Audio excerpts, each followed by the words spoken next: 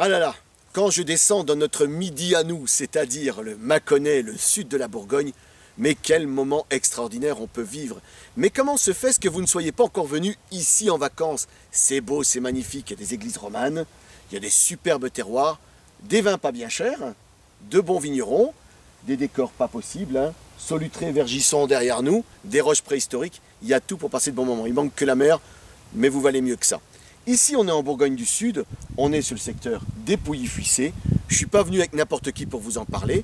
Je suis avec Sophie Signé. Comment ça va? Très bien. Très bien. Je suis venu te voir parce que tu as vraiment un parcours extraordinaire qui est à la fois racinaire et novateur. Donc, on va en discuter un petit peu. Ici, on est sur quel village, dis-moi? Là, on est sur la commune de Fuissé. La commune de Fuissé. De Fuissé, donc qui a donné son nom au Pouilly-Fuissé. Oui. Et on est sur une parcelle qui s'appelle Vercras. Vercras. Donc cras en bourguignon signifie... les cras, les craies, tout ce qui est calcaire. Voilà, tout ce qui est pierre blanche, cailloux blancs et calcaire, exactement. Alors dis-moi, tu es installé maintenant à ton compte depuis une dizaine d'années. Auparavant, tu faisais pas ça? Non, non, non. J'avais une autre vie. Du commerce de vin. Dévoyé dans le commerce de vin. Pour une maison de négoce. Mais exact. Qu'est-ce qui t'a donné envie justement j'allais dire, de revenir à la vigne? Donc j'allais trahir un peu la réponse. C'est qu'en fait, votre famille est vigneronne depuis toujours. Oui. Enfin, travaille la vigne depuis toujours. Oui, oui. Mais si c'est qu'à un moment de la vie, de par le mariage de ta maman, elle a décidé de donner ses vignes en métayage. Et toi, tu les as récupérées dès le moment où ça t'a titillé. Voilà, exactement. L'envie de revenir déjà dans une belle région. L'envie aussi de travailler la terre. Et puis surtout, après quelques temps, l'envie de faire du vin. Parce que c'était quand même la destination première. Après en avoir vendu, d'essayer d'en fabriquer, on va le créer, voilà. Ouais. Et puis d'en boire aussi de temps en temps. Exactement, tant qu'à faire. Et toute cette image de partage, donc tu t'installes à ton compte sur les 5 premières années, enfin les 5 premiers millésimes. Une vente au négoce parce qu'il n'y avait pas moyen de tout gérer à ce moment-là. C'est quand même, il faut se rendre compte que c'est compliqué de travailler la vigne. Et puis bon, un domaine trop petit donc qui t'imposait un travail aussi dans d'autres domaines. Et puis après, un boulot de formatrice au lycée de Davaillé, donc au CFPPA, au centre de formation pour adultes. Exact. 2005, tu te balades dans ta vigne, qu'est-ce que tu vois? Des raisins magnifiques. Une des plus belles années qu'on a eues ces dernières années. Et là, tu te dis... Non mais je peux pas les laisser partir, je les garde pour moi. Voilà, et donc là, à ce moment-là, tu décides de créer ton propre vin, ton propre millésime. Donc 2005, le début de toute une aventure, et puis tu évolues. Chaque année donne un millésime à la fois différent, et je trouve qui tend vers le progrès. Et là, aujourd'hui, tu as une gamme de vins donc, qui est constituée de Mâcon. Deux appellations, une appellation Mâcon avec 2 cuvées, donc un Mâcon Fuissé. Oui. Les vignes sont sur le village de Fuissé, mais bien en appellation Mâcon. Et un Mâcon Village. Donc c'est une parcelle à laquelle je suis attachée parce que c'est la parcelle que maman a plantée. Oui, oui. Voilà. Alors j'ai appelé ce vin, c'est le seul vin du domaine qui a un nom. Il s'appelle les amandiers. Oui. Parce que mon grand-père, sur cette parcelle qui était un pré, avait planté des amandiers avec l'idée de faire des dragées pour le mariage de ses filles. C'est amusant. Voilà, donc en hommage à mon grand-père, j'ai appelé cette cuvée les amandiers. Aujourd'hui, c'est une vigne.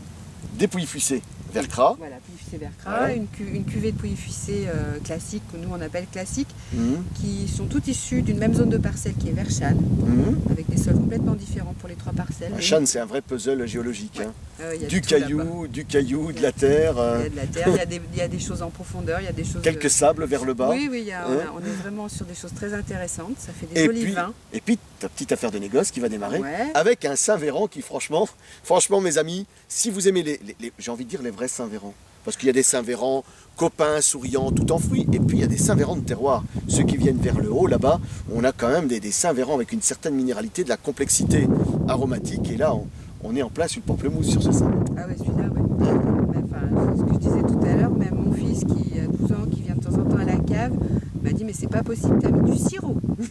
Tellement ça sent le pamplemousse. Enfin moi maintenant. Rassure-nous, tu n'en as pas mis. Non, je mets rien dans mes vins. De l'amour, de la passion, du jus, ça va de soi. Donc on a fait quand même une dégustation bien complète. Et je vais dire dans l'ensemble de la gamme, j'ai sorti ce Pouilly-Fuissé Vercras, là où nous sommes maintenant. Donc, alors, j'ai trouvé sur l'ensemble des vins que j'ai goûtés de chez toi, Sophie, des nez toujours bien construits. Alors, toujours sur la délicatesse, hein. On est plus sur des notes épicées, sur des notes à la fois bon, de chardonnay, un petit côté zesté. Et le minéral n'est jamais trop marqué, on a plus un côté épicé, un côté très fin. Et quand on met en bouche, on a une attaque qui se réserve toujours un petit peu. Et après, c'est comme les foulées des coureurs de 400 mètres. C'est impressionnant. Quand on voit une course de 400 mètres, on a l'impression qu'il ne se passe pas grand-chose. Et puis tout à coup, la foulée s'allonge. Et là, on se dit, mon Dieu, on y arrive. Et le développement des fins de bouche sont réellement pas spectaculaires dans le cadre du volume ou de l'intensité des arômes, mais plutôt sur la finesse et la complexité. Je trouve que ce sont des vins qui ont une touche féminine. Ça m'agace de le dire parce que... tu es pour rien. C'est que je pense que les hommes et les femmes ont leur qualité propre. Mais là, il y a de ce côté féminin dans je dirais, cette finesse d'expression, dans cette subtilité. Tout cet ensemble de choses qu'on retrouve d'ailleurs dans l'ensemble des vins. Mes amis, croyez-moi que les 2011 que j'ai goûtés sur pièce sont impressionnants. Il faudra s'intéresser à ce domaine. Un tout petit domaine, 2 hectares, 0,8. 0,8. J'ai l'impression. Combien de bouteilles par an? 18 000. 18 000, y compris la cuvée de Saint-Véran. Oui, tout compris. Voilà, tout compris. Donc on est sur un tout petit domaine, un domaine, je veux dire, qui travaille avec passion, amour et dans un esprit artisan. Tu m'as d'ailleurs dit tout à l'heure, ma vigne, je la travaille à la paysanne. Ouais, c'est l'idée. Voilà. Tout à la main. Enfin, je vais refaire référence à mon grand-père et à sa fille, ma maman. Voilà, c'était des gens, c'est des gens d'ici comme moi et l'idée c'est de travailler, comme les paysans, quoi, les pieds dans la terre, les mains dans les ceps, voilà, et pas la tête dans les nuages, loin de là, mais d'essayer d'avoir du bon sens. Oui, éventuellement un enjambeur pour certains travaux et éventuellement le chenillard pour les traitements.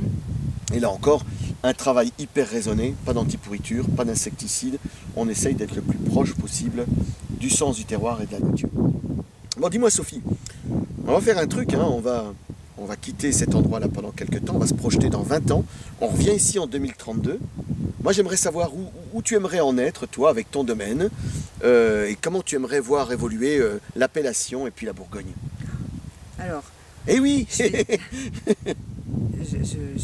évoquer déjà le domaine. 2032, ma foi, je sais pas, je n'ai qu'un fils, il va être dentiste. Voilà, donc je lui souhaite devenir dentiste vigneron. Comme il joue au rugby, ça peut toujours servir. Ça peut servir. Il y a une histoire à Fussé, il y avait un dentiste à Fussé, donc je me dis qu'il y a rien n'est perdu, il peut faire les deux. Je sais pas, le domaine sera sans doute un petit peu plus grand. J'espère qu'il sera bien installé et qu'il tournera. Voilà. On aura pris un peu de bouteille. Pas trop quand même. Non, mais on travaille pour. Oui, on fait tout. Hein. Puis on boit de l'eau. Oui, bien sûr. 80%, et la Bourgogne, tu aimerais la voir comment? Pouilly-Fuissé? Moi, Pouilly-Fuissé, il y a un dossier en cours qui est important, je pense, pour notre appellation. C'est le classement des premiers crus. Exactement. On est aujourd'hui 4 appellations du sud de la Bourgogne, du sud mâconnais, qui n'avons pas cette hiérarchisation de premiers crus.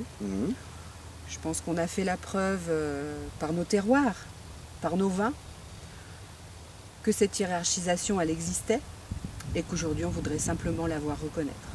Il est certain que Pouilly-Fuissé est un immense terroir, je ne vais pas dire un grand, un immense terroir.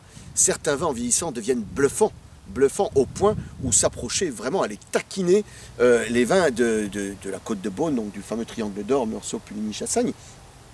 La chose qui me fait peur dans ce classement en premier cru, c'est la montée en prix de certains vins qui ferait que ce qui restait pour moi un puits de grands vins pas trop chers deviennent tout de suite un puits de bonnes affaires, un peu moins bonnes affaires. C'est la seule crainte que j'ai, mais je suis plutôt pour, en tout cas, une valorisation de certains climats de puits qui le méritent amplement, quand on sait que les puits de Vergisson ne sont pas les puits de Fuissé. On sait qu'il y a vraiment à la dégustation, on ne se trompe pas sur la nature du terroir, qui est toujours la vérité, qui se retrouve toujours là-dedans. Mes amis, on a passé un beau moment, il fait beau. Là maintenant, je pense qu'on va aller casser la graine. Exact. On va aller casser la graine, puis on va peut-être encore se boire un petit canon ou deux. Une bonne adresse dans le coin, la Courtille. Pourquoi pas. À bientôt mes amis. Santé à vous et que bien nous fasse.